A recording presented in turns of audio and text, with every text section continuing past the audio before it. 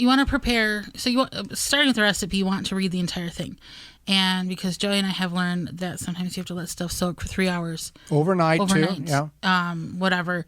And you're like, okay, I'm going to make this recipe. And then you get partway through and it says soak for 12 hours. Yeah. And 7 o'clock on a Sunday night. Oh, we're going to wrap this up before bedtime. And, well, that didn't happen. Right. So you want to keep that in mind. Just to make sure you also have the ingredients on hand.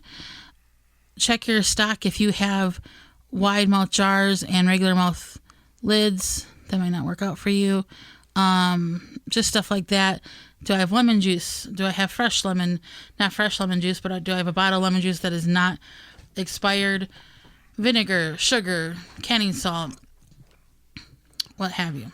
You want to make sure that you have those ingredients on hand. And also just follow the process. Know that you have to get your canner going to get it up to boiling before you want to put the jars in.